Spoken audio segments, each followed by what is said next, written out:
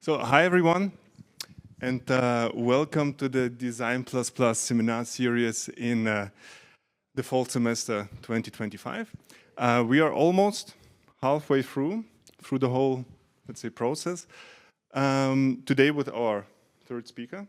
So, in case you missed some of the other talks from the previous seminar series and from the previous dates, we have a YouTube page which you can access very freely, as often as you want, basically, and rewatch the videos. And actually, with this said, I'm already at the introduction of Yves. So you studied civil engineering at EPFL, right? And you also did your PhD thesis there and defended it there, right? And after that, you came to the ETH and did research on structural health monitoring with Eleni, I think most of the time.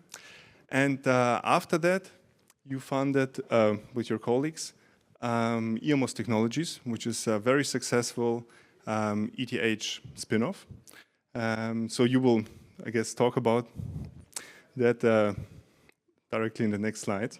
So with this said, I would say don't steal your time, and the floor is yours. Thank you. Thank you very much. Thank you very much for your very kind introduction. Exactly. So I was asked to start a little bit with the entire journey of Irmos Technologies. So I will do that. Apologies if at some points it sounds a bit like advertisement, but I will try my best to be as realistic as possible.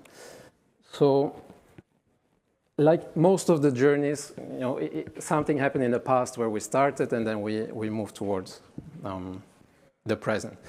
As already introduced, after doing my research at EPFL, I came here to ETH as a senior researcher, where I met Panayotis. And we had this idea to use sensors to better understand how buildings behave and to improve upon the current state of the art on doing assessment of existing buildings.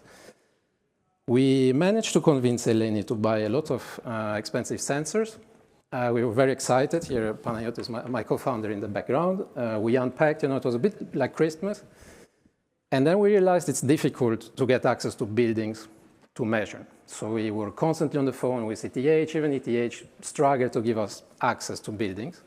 And then COVID hit, and it got even worse. So what we came up with as an idea was we go to measure buildings that are about to be demolished or being demolished so that we have at least a way to get data with our sensors. Obviously, that was the next problem because we had expensive sensors where we needed a lot of time to get the okay to buy them, and we could not put them in construction in buildings that are in demolition because they were afraid that they were demolished with the building. So not only did we have to, you know, change where we measure, but we also had to build our own sensors that cost 50 francs per piece to, you know, sleep well during the night and be sure that even if the building collapses with our sensors inside, it would be, you know, it would be okay. So we spend a lot of time in Zurich going around, and, you know, I say this, you know, against myself or my own beliefs, but it was good that there were a lot of buildings that were demolished because we got a lot of data. You know, if you go through Zurich, every 100 meters, there's a building being demolished.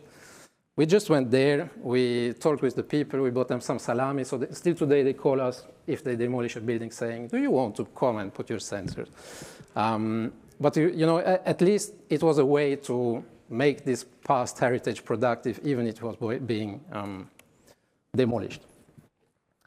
Then in 2021-22, it was sort of a transition phase.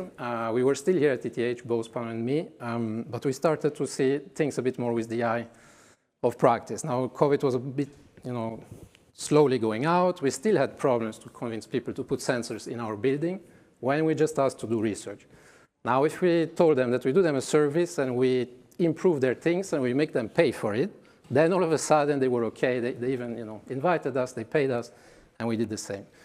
So during this time of 2021-22, we started to do some applied projects for industry, giving expertises, improving earthquake assessments of buildings. some very fancy buildings. I mean, this is a very famous hotel in Bern that I'm not allowed to name, but where we helped actively to improve the assessment of the building. Then we also, together with many people of our research group of back then, we helped analyze monitoring techniques for the federal highway, sort of giving them an idea what they can do better in the future, and at the same time, for us, understanding better how we could do it if we want to do it in the future, and also, lobby a bit to make them use more sensors in how they assess bridges. And based on this, at some point, they asked us, we have this bridge, we have problems to assess it. It seems dangerous, but we are sure that there are some reserve capacities. Can you do something? And here at ETH, we were just lacking the insurance to do it. So together with Pano, who was already a bit in the idea of founding a company, we decided to just push through. We founded Irmos back then, and it was our first ever project that we signed sort of a week after starting the company. And this is 2023, and since then, things moved fast.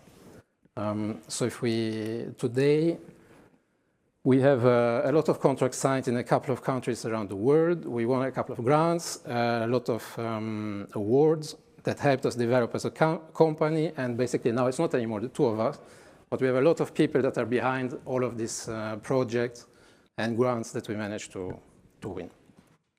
In general, what we are doing is still the same idea than 6 years ago. We have cost-efficient sensors that we put into buildings, bridges, and we combine them with intelligent algorithms to extract as much value as possible out of this data to allow building owners to understand their risks, to predict their risks into the future, to reduce the costs, to reduce the environmental impact of the maintenance that they are doing, and in some cases also to minimize the downtime. We work on bridges where we can do a lot of things, just a very fast and easy view on what we are doing. So we put sensors on bridges, and based on how the bridge behaves, we can say something about the condition of the bridge.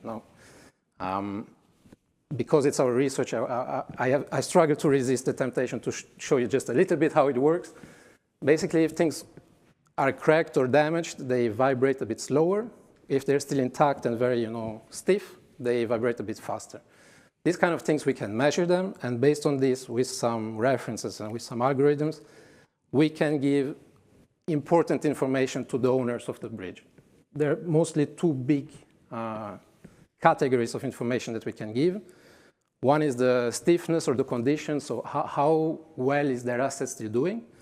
And then, as sort of by accident, we realized when we had sensors on the bridge, we can also get a lot of information about the traffic that is going over it. So the number of trucks, how heavy they are, how fast they are driving. And by combining all of this, we can really help them project how things will be in the future when traffic changes, when deterioration is going faster, what if climate change kicks in, and so on. So we can really help them do the maintenance only when and where it's needed. Now, I was planning to ask you if you want to hear more today about bridges or more about buildings, but I didn't have time to prepare both, so I just took an educated guess, and because it feels a little more like architectural things here, I went for buildings. So if you want to hear know more about bridges, ask me during the apéro, invite me again or whatever, but today I will focus on buildings. What can we deliver in buildings? So let me start a step even before. Why do we need data, basically? Because assessing buildings, especially the existing ones, it involves a lot of uncertainties, a lot of things where engineers need to take hypotheses, which is something that we don't like to do fundamentally based on our training, because we are risk averse. So we don't want to take any risk. We want to be sure about what we are doing. So if there's something that is not 100% sure, we take the worst possible assumption. Now with existing buildings, documentation is often lacking, incomplete, outdated, incorrect, whatever. Result, we take the conservative assumption. We say, okay, I'm not sure if this wall is 20 centimeters or 30. Let's take the worst assumption, which means the weight is like 30 and the resistance is like 20, which will never happen, but it's exactly the way, like the way engineers are reasoning. Next point. Behavior of material is difficult to predict sometimes, especially if it's there since 40, 50 years. We're not sure how aging was influencing it. The foundations that are in the soil, we don't see it, so we don't know exactly what to estimate on how it will behave. So we take yet another round of conservative assumptions for the assessment of the building. Then in Switzerland, there's a particularity that the code for earthquake analysis, because if I say assessing existing buildings, sort of the only way how buildings would typically collapse in Switzerland is in case of an earthquake. And in Switzerland, more than half of the buildings were not designed for the current standards, and they just realized that earthquake could be a problem around 1989, which is when I was born. And it seems that many buildings in Switzerland are older than I am, and we just don't know what their real resistance is. And this means that if an engineer comes on board because of any other reason, maybe because you want to do a retrofit for other reasons, you want to add a floor on top or whatever. When an engineer comes on board, then all of a sudden he needs to do an earthquake assessment, and for the owner of the building, it often comes as a surprise that earthquake is a problem in Switzerland and they would need to do something. So the mix of all of these things means that assessing buildings in Switzerland for earthquakes is extremely uncertain, extremely conservative. Earthquake is not enough of a topic in Switzerland that we are really experts in it. And this means that a lot of times we are left in this situation. So it's as technical as it will get today. I try to be really on the surface, but a little bit of mathematics is sometimes required. Basically, understanding if something is safe for engineers is a mix of demand and capacity.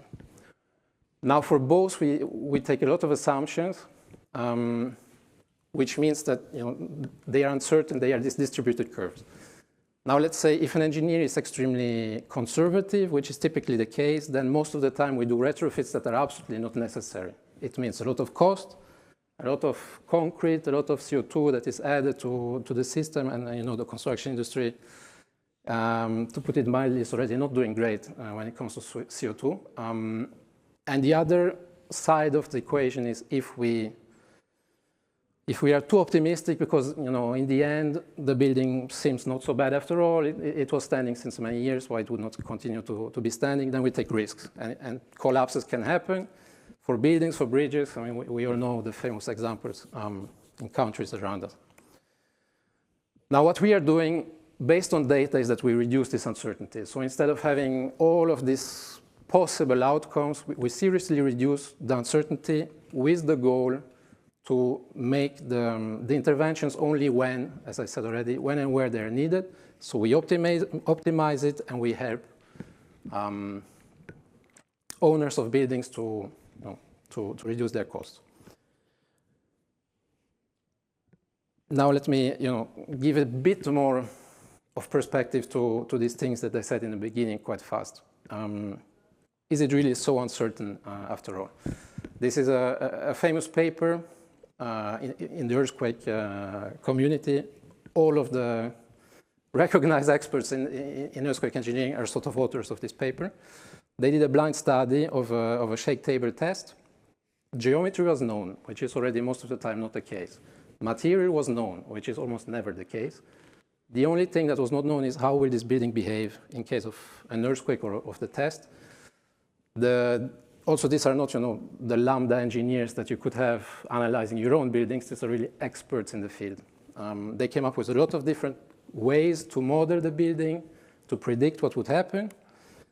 And as you can imagine, the results were all over the place. So the assessment of the safety of these was plus minus 120%, knowing the geometry, knowing the material, and having only experts doing the modeling. So you can roughly, extrapolate how bad it would be if any or all of these are worse, which is typically the case in reality. So Our goal is to bring a little bit of objective data into this guessing, uncertainties, and so on, to make it better in the end. And this is a real example of one of our projects that we had. The engineers had these drawings that they find for once in the archive, and it said that these two walls are in reinforced concrete. The engineer was very happy. It means that things are not so bad. We did the measurement, and it turned out that these walls were not in reinforced concrete at all. They were in masonry. So either, the contractor back then saved some money, or they changed it in the meantime. It's not so clear. But the important thing is that even if we have drawings, which is not the standard, they are quite often wrong.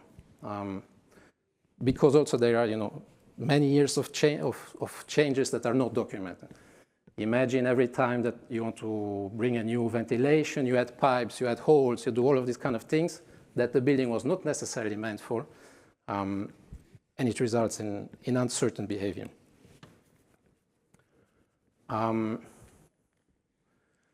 Another point why data from our point of view is important is that it adds a feedback into the loop. So basically, it's a lot simplified to make a point, but let's say being a civil engineer and designing things is a bit like IKEA. So we know the theory, how it should be built. We design it, we put it on paper, then we visualize it. We have fancy BIM models that everyone knows how it should be done. It's visualized, it's clear what will happen, and then we build it. Now, this is where engineers typically stop. They don't want to hear anything about it anymore. They send the bill, and they want to be quiet for, ideally forever. While in reality, IKEA then adds the feedback to the loop. They design something they want to understand. If it's behaving, more for the people, the comfort, the niceness of the things. If it is behaving as expected, while we as engineers, we just don't know. We built this thing, we took a lot of assumptions, we put the double of the concrete that was needed, but we don't know. We don't want to know how well it is. There is a famous example. I'm not 100% sure it's true, but my PhD supervisor kept telling this story. In bridge design in Switzerland, until the 40s, 50s or something like this, when a bridge was built, they put the tanks of the army on the bridge to test it, to measure how much it would move, to understand if the calculation of the engineers would make any sense or not, and to have a sort of a safety test. Then the engineers were typically so wrong that they didn't want these tests anymore, and they stopped it. So this is, just to tell you that this feedback loop, it's something that engineers not necessarily want to have, and I think it would be something extremely important to optimize moving forward. Also, we want to use new materials, more efficient materials, and the only way to really make this work is that we get this data into the feedback loop. A short overview on how we monitor structures. And the most easy way that we figured out with time to explain it is with an analogy to medicine. So what we are doing is global measurements. So it's not telling you things precisely about one part of the body. It's like measuring the fever or the blood pressure. So if those are out of range, something is not as they should be, but it doesn't tell you exactly what happens. So you have a fever, you can have a cough, you can have a lot of things, but you know that something is wrong because it's not how we as a human are supposed to work. There's another category of measurements which are the non-destructive testing, and they are more like the advanced ways of seeing into the body, like an X-ray or a scan, which tells you very precisely what is going on in one specific point, but they are too expansive and too precise, to give a general assessment. So you cannot every 5 years just scan the entire body because maybe there is something. So what you track are more the global things like blood analysis and so on. And in case something is off, then you go more precise. So what we are doing at Irmos is the left side of this. We are doing the global to understand how things are behaving in general. So what we use is displacement, vibration, strain, and not non-destructive testing, which are very good techniques, but for other applications. Exactly, so this is what we are doing. And just like now when we measure the fever and we have 40, we know that something is wrong. This sort of reference is something that we need also for our measurements. So Either we compare it with a model, which is what I'm mostly speaking about today, or we compare it with how this same structure behaved before, or we compare it with a similar structure somewhere else. So, there are many buildings. They look different. In the end, they don't behave so differently. If they're in the same material, from the same construction age, roughly the same dimensions, they are supposed to behave the same. So these are ways that we can compare what we measure with what should come out. Another way would be to use the code. So we can also get some data and put it into the loop. Why we can measure buildings, in the middle of Zurich and still get data without shaking the building, because obviously no one would like us to do noise, to do movement, to do whatever. In reality, everything is moving all the time. So as we're speaking now, if we would put a sensor here, because I'm working from left to right, because there are buses going there. In general, there is so much human activity that things are constantly moving, and we can measure this. Because it's not, the vibrations that are come are almost random in nature, but the way that the building reacts to this vibration is not random at all. So it gives us a lot of information about how the building behaves. And because I promised to bring a demonstrator, and it's unfortunately not in Switzerland during this time, I will show you a video. Now, you will probably hear the sound from to see how sensitive our sensors are. You see, they change only due to my voice. Exactly, thank you, Andrea. So basically, the sensors are so, it's like a microphone in the end, right? So even the smallest vibration, they can measure. And so you can imagine that you put them in the building, there is a train, tram, or whatever going by, it will react to it.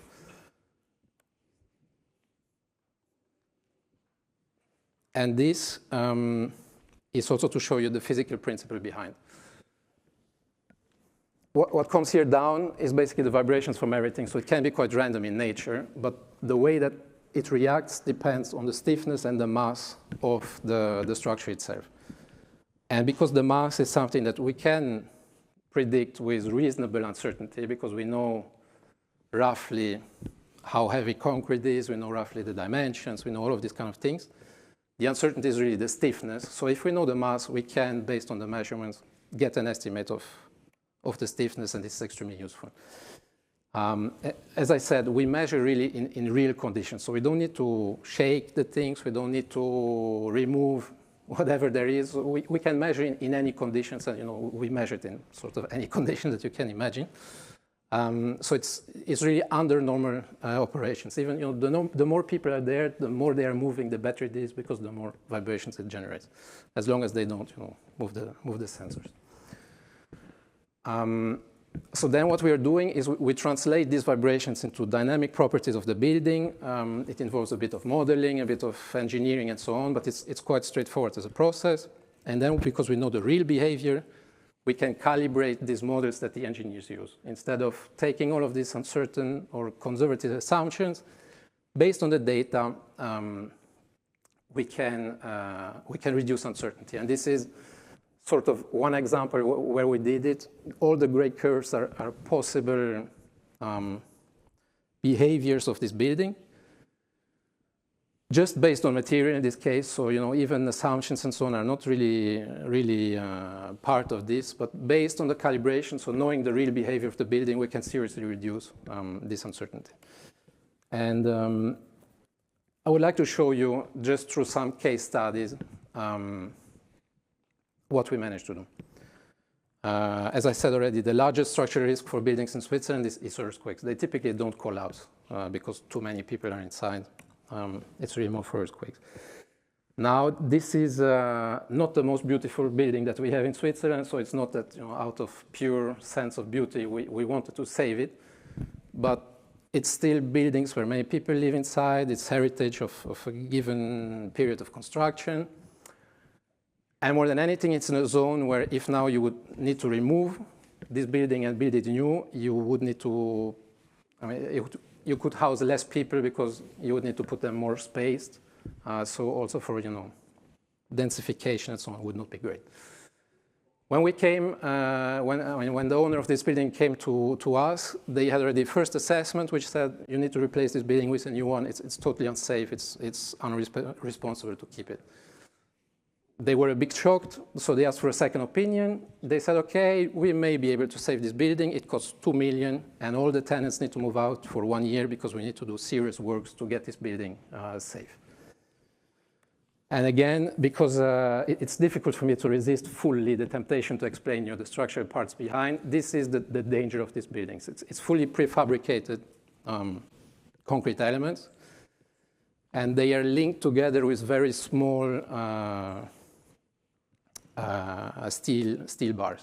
So it's part of this Reulandhigh, for those that know a bit the history of Switzerland, where they just build big prefabricated concrete elements and they put it together like big Duplo parts on the construction site. And if these things really moves laterally, which would happen in case of an earthquake, it risks to collapse like a house of cards. So we measured this building. We reduced seriously some of the assumptions that were done by the engineers that were absolutely not justified. And together with our engineering partner, we came from this on the left, which really needed 2 million, 1 year, no people, and so on and so forth, to the thing on the right, where we reduced the part of the building where it needs to be intervened because we really understood where is the weakness of this building. It's not so much on the bottom part, but more on the top. And we found a way where it costs less, but for this client, the most important was that we would not need to keep people to let any people out of the building because it could be done fully from outside. And it was also more sustainable because CO2-wise, it was not even 10%. Exactly. So 80% less CO2, tenants can stay in the building, and obviously the client was extremely happy and wondering why this is not done more often or even all the time. Another building here in Zurich, I think it's quite interesting because here they removed 1 floor and they added 2 to 3 new floors on top. It's a particular situation because if the engineers in Switzerland, our game plan somehow is called the code, the SIA code, and it allows us to be a bit less strict when we analyze existing buildings. Now, when we add new parts to existing buildings, we need to play with the rules of fully new construction, which are way more strict. So in these cases, the engineers are really pushed to the maximum. And what is even worse, in this part, it was a mixed building system between masonry walls and concrete frames. And apparently, I didn't know this, but apparently the engineers did not have a single software that could really mix those two in a good way to predict the behavior. So what they did, they just ignored that there is masonry, and they calculated the entire safety just for the frame. Obviously, it would not pass.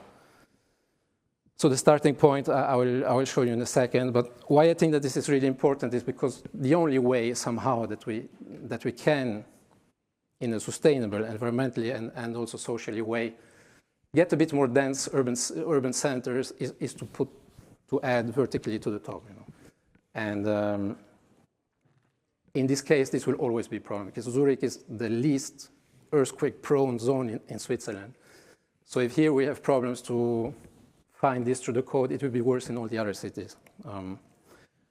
And for this building, this was the starting point. Because they fully ignored everything that is in masonry, they needed to add 2 gigantic walls in reinforced concrete, 6 meters or even 8 meters long, no holes because these things need to keep the entire building of 60, 70 meters, so it was not allowed to put a hole. No ventilation, no whatever, which was a serious problem for the client and for the architect because it limits seriously the options that you have if you have these 2 massive walls in the middle. After we worked together, we used the data to understand a bit how these 2 structural systems work together and so on. We were able to remove 1 wall and to reduce also the length of the other wall, which we came a bit late in the project, so The costs that we reduced are not so significant because the planning was already, in large parts done. But the architects were extremely happy that they could do whatever ventilation, HVAC, and so on that they wanted with holes in this part. Exactly. So these are some of the case studies of what we did in Zurich, in Switzerland for earthquake engineering. Now we also have a couple of ideas how it could move forward, and one of it is we start to have data for a couple of buildings. Now, until now, we treat them separately. So every building is a separate project. We speak with engineers. We optimize their assessment. We put data in the loop. Things get more optimal. But with all of this data that we have, and with all of these ways that now you can use big data, machine learning models, and so on, we could even try to get a first filtering with very short measurement periods and just give them a glance into how much could it cost as a maintenance in case you do a project. Because as I told you in the beginning, usually this comes as a surprise. So it's something that they cannot plan. Building owners, they have a plan for when they replace the stores, when they replace lights. They have a plan for everything. Everything is budgeted. And they have no clue when all of a sudden an engineer will come and say, okay, you need to put 2 million to retrofit these buildings.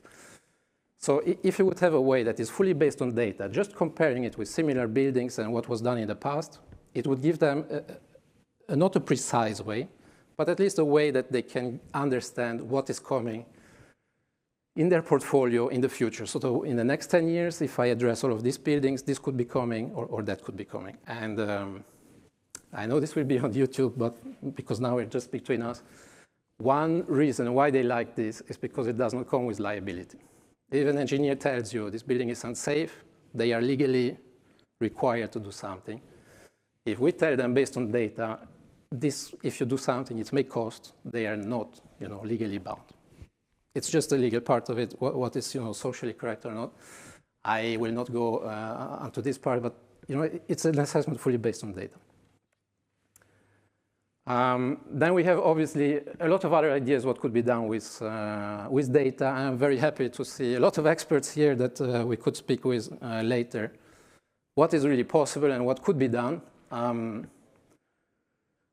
Because this data gives you a lot of information, not only about the building, it could be done for pipes, it could be done for elements of the building, that if you're sure that they are okay, you could reuse them in other buildings. Because one of the big problems if you try to reuse parts of this slab in another building is how safe will it be? So there again, we would need to take conservative assumptions. If we measure it and we are sure, then we can say, okay, this is grade A, grade B, grade C. We put it in building with these requirements, that requirements, and so on. So it could help in this sense as well. The second, I have to, pledge guilt. I did not do this slide today because the second, in the meantime, we're doing it. We have a project in Greece where we measure continuously a hospital. And in case of an earthquake, we tell them immediately if something happened or not. And if they should, evacuate the people or if they can continue as usual. And the last one is something that came after speaking with other people from other domains. There are these parametric insurance models where if there is a flood or if there is a wind and it was faster than 120 kilometers per hour, you get paid whether you have damage or not. It's really one parameter that dictates if you are eligible or not. And for earthquakes, it would make a lot of sense to do the same. Now, if you do it with unprecise data that are coming out of models, it could lead to debate. No? If you really put one sensor on top of the building, one below the building, and you understand this building moved so much, or this building was undergoing that much shaking, then it would be sort of an objective way that could also, lead to parametric insurance models in buildings. The same if you have buildings close to a construction site, because it generates a lot of vibrations. Typically, things start to get cracked, have problems. If you can measure all of these things, it gives an objective background to it. That's it. With this, I reached the end of my talk. As I said, you know, it's not me. All of this is a big team behind. We are lucky enough that we have a good timing, a good momentum, and I'm happy to answer any questions that you may have. Thank you for your attention.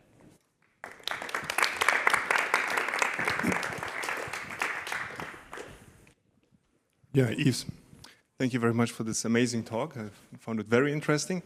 I would open the questions first for the audience. Unless you don't have any, I would have a lot. Good. But we would be open for questions.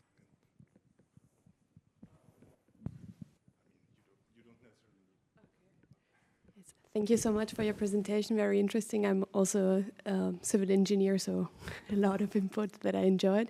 But I was very interested in the last point you mentioned about the certification of reusable components. How would this work? Because, I mean, usually the problems that we have is not that we cannot predict the properties of slabs, for example, or so on, but it is that people or architects will not take them because they need some sort of insurance that this will not fail. Would you act as a certification organ, or how would you kind of close this gap? That's a very good question. I think it somehow closes the loop of what I said, no? Because basically, I think the architects would be okay to use it if there is someone that tells them it's okay to use it. Now, as engineers, we would be reluctant if we don't know exactly what happened with this. So, if I'm standing here, I'm not afraid that this will collapse. But as an engineer, you have to give the guarantee that now in 3 weeks, someone puts a library here, it will still hold. And this is difficult to do if you don't know exactly what is inside and how it aged over time. There is, you know, influence of CO2 and carbonation and so on. But if you can measure it under load, you also understand how it would behave. So, me personally, yes, I would give this guarantee if I would have sensors here before. But I'm also sure that engineers, if they get the data, if they know we put this load on top and this happened, that they would be just as fine to give this guarantee. Because a slab is a quite, you know, straightforward structured system. So you know how it should behave, what would be the natural frequency. So you get quite fast to an understanding if it's okay or if it's damaged. What you don't know is the full final resistance, because it depends on things that you cannot necessarily directly measure. But you know when it was built, if it was built in a certain way, you can take their assumptions, and I think this is just totally fine. It's, you know, taking data does not solve all the problems. It just removes some uncertainty from engineers, because our big dilemma is that we cannot see inside what is happening. So it helps a little to overcome this doubt and really give guarantees where otherwise engineers would be reluctant.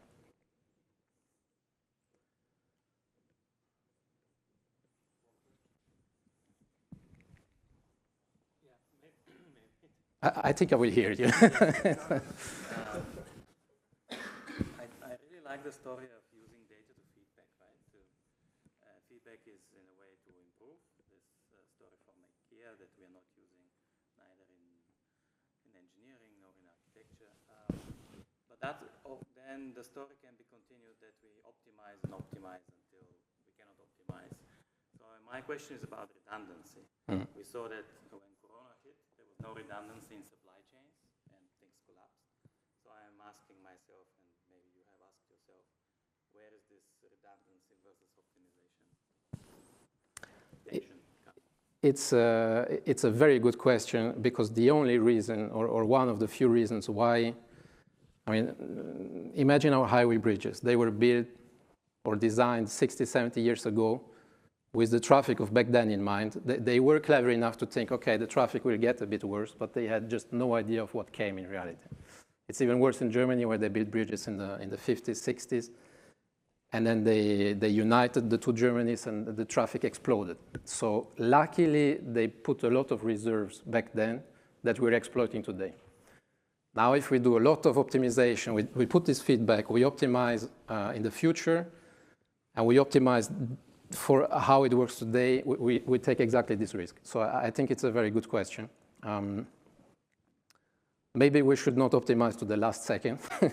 It's more about finding the good balance, not building. You know, it will be a bit provocative what I tell you now, but sort of what we build for is that in the same time you have 3 meters of snow and a hurricane that are hitting this building. So this maybe is a bit exaggerated, but also pushing it to the limit that it just keeps me working here, maybe also a bit to the limit. Although I have to say that there are extremely interesting research works of active structures somehow that adapt to the load with injecting electricity or other things. So if we put data really in the loop in some conditions of, you know, not a standard building in Zurich, but maybe a very high skyscraper or buildings in environments where sometimes there are superstorms, there we could, you know, optimize to a point and know when we're above it. So it's we need to find a balance. You know, if we optimize really too much, then we risk that in 50 years we need to replace. Exactly, we may in 50 years run the risk that we need to replace for other reasons. You know, not because engineering is not good, but because we optimize too much.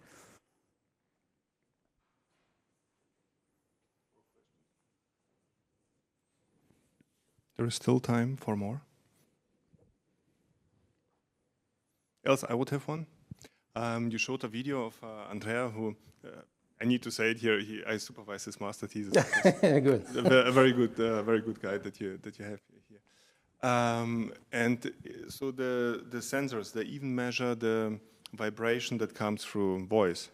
So is this sensitivity actually needed, or don't you need that? Yeah, the short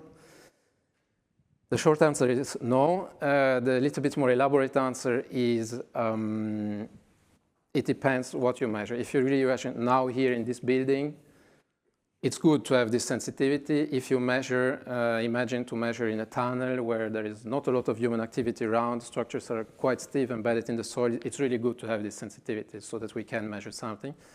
If you put it on a bridge where 40-ton trucks are going over it regularly, you don't need this precision. And also we have separate sensors per use case. So if it's really on a bridge that moves a lot, we put sensors that are a bit less sensitive, a little bit more cheap. And when we need it, we put this very high sensitivity. Because you said it, I forgot to mention something before. The demonstrator, we have 2 of them. One now is not in Switzerland, and the other one is in this exposition of ETH in the center, Stay Cool or something like this. So if you want to see how these sensors that Andrea's voice sort of activated are working, I encourage you to go to see this exhibition. It's a really good one, actually. It's in the center about CO2 resilience.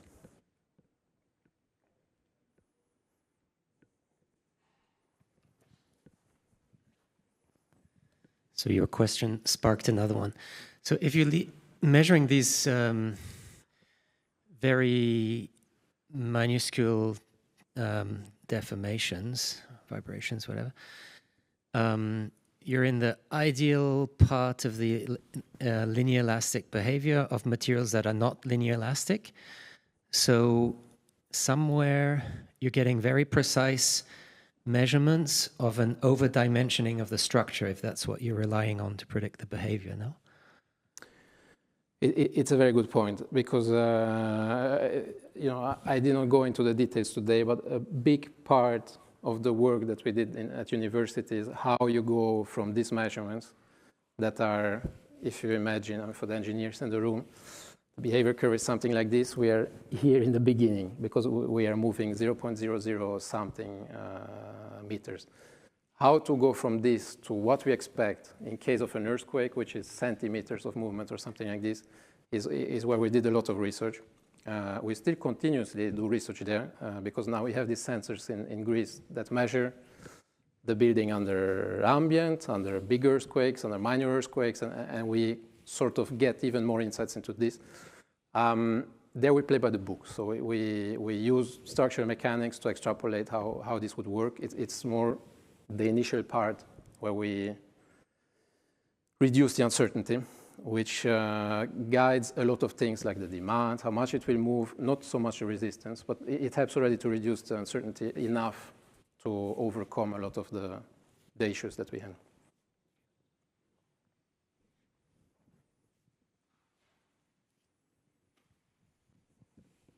Yeah, I recently was at a conference where they deployed sensors as a decentralized physical network. It's called Onokoi, and they do this to enrich GPS data. And I was wondering if this is something what you were looking into too. So if you could provide buildings or owners and incentivize them to collect this data so that your models become more reliant. It's an interesting point. When I did my research here at ETH, we were part of a big European research project, and there the idea was the other way around, sort of using the smartphones of people as sensors, because they are not as precise as the sensors that we have, but in every building nowadays you have, I don't know, 50, 60 of them, and then you can get a lot of data that you would not have otherwise. We did not look into that, no. I see, potential in decentralized measuring. One example would be this, to use the smartphone of people. The problem of this is they even started it. I mean, we had a group that were looking into this. Some people installed this app. And then if there's no earthquake for 1 or 2 years, at some point your phone is full. The first app that you delete is the one that you never used. So if it's not recent enough in the head of the people, somehow it did not work. But still, I think that decentralized measuring has a lot of potential, maybe more for bridges. Because imagine the following. In Switzerland, there are, I don't know, 3,000-4,000 bridges just for the highway. Putting everywhere sensors that measure continuously would be our dream, but we are realistic enough to understand that this will not happen.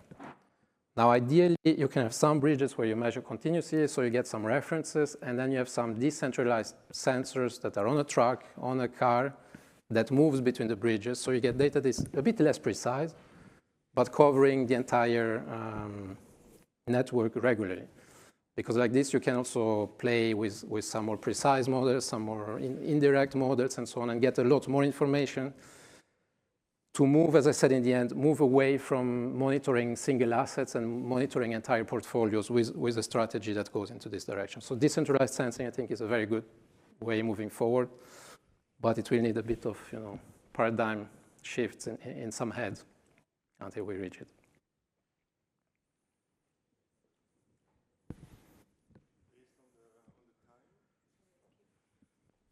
Okay. So based on the time, I would say we close the Q&A session, and would thank Yves again.